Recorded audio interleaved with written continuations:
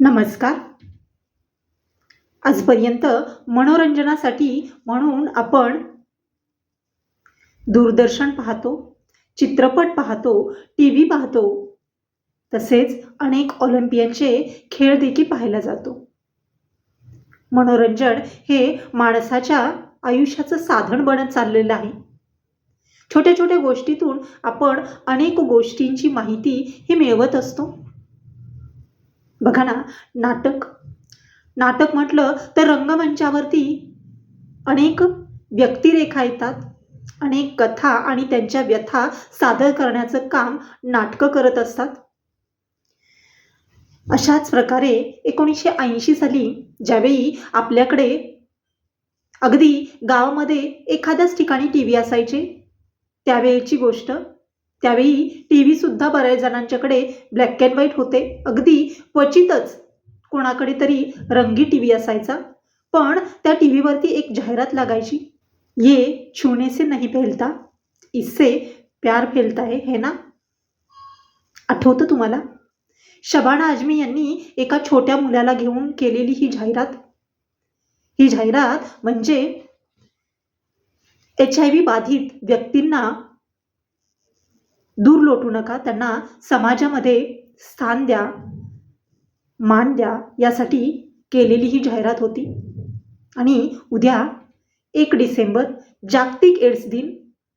या एड्स दिनानिमित्त माझ्या वाचनात आलेली अज्ञात कवीची एक कविता जगणं आज मी सादर करत आहे. कारण आपण या समाजाचा भाग आहोत आणि या समाजातील कथा आणि व्यथा समाजापुढे मांडणं हे आपलं कर्तव्य आहे. म्हणून ही माझ्या वाचनात आलेली एक कविता मी आज तुमच्यासमोर सादर करते. जगणं.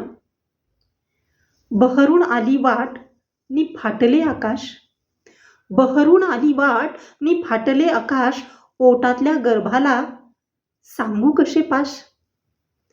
बहरून आली वाट नि फाटले आकाश, पोटातल्या गर्भाला सांगू कसे पाश. सोनोग्राफीसाठी आले आज खुश मी झाले, सोनोग्राफीसाठी आले आज खुश मी झाले, संदिग्ध रिपोर्टने आतून हादरून गेले.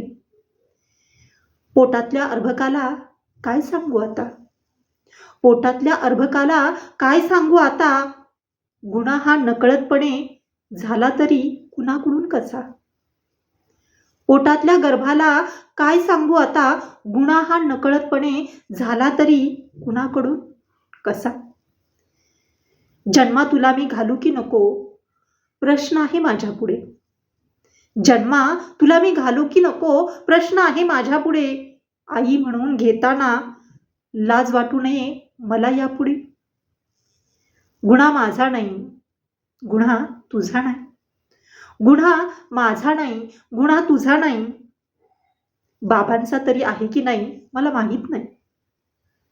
गुन्हा माझा नाही, गुन्हा तुझा नाही, बाबांचा तरी आहे की नाही मला माहीत नाही. पण नियतीने घातलेलं दाण पदरात घेतलं, पण नियतीनं घातलेलं दाण पदरात घेतलं. आई म्हणून घेताना प्रत्येक वेळी मन हल्लं. वादविवाद घालून तरी काय सांगणार, वादविवाद घालून तरी काय सांगणार. भूतकाळाला मला थोडेच पुसून टाकता येणार. क्षणाक्षणाला काळजी घेत जन्माला तुला घातले, क्षणाक्षणाला काळजी घेत जन्माला तुला घातले, आणि प्रत्येक क्षणाला माझ्यापासून मीच तुला दूर लोटले. तुझ्या आरोग्यासाठी प्रसंगी माझे दूध देणेही नाकारले, तुझ्या आरोग्यासाठी प्रसंगी माझे दूध देणेही नाकारले. पण तुझी नाळ तोडताना मन मात्र हेलावले, पण तुझी नाळ तोडताना मन मात्र हेलावले. तुझ्या आरोग्यासाठी सारे काही भोगले नि सोसले, तुझ्या आरोग्यासाठी सारे काही भोगले नि सोसले. तेव्हाच तुला देवाने आरोग्यदायी जीवन दिले. पुढे काय होणार मला माहीत नाही, पुढे काय होणार मला माहीत नाही. समाजापुढे तू ताटमानेने जगतो की नाही, पुढे काय होणार मला माहीत नाही. समाजापुढे तू ताटमानेने जगतो की नाही. पण एक सांगते बाळा, पण एक सांगते बाळा, अशांना जगणं फार अवघड असतं. पण एक सांगते बाळा, अशांना जगणं फार अवघड असतं आणि प्रत्येक क्षण अनुभवताना जगण्यातही मरण दिसतं. अशा सर्वांसाठी तू जगशील ना? अशा सर्वांसाठी तू जगशील ना? समाजापुढे यांची व्यथा सांगशील ना? आई वडिलांच्या ऋणातून उतराई म्हणून आई वडिलांच्या ऋणातून उतराई म्हणून जगापुढे नवा आदर्श घालून देशील ना? जगापुढे नवा आदर्श घालून देशील ना? अशा प्रकारे जागतिक एड्स दिनानिमित्त या HIV बाधित व्यक्तींना, समाजाला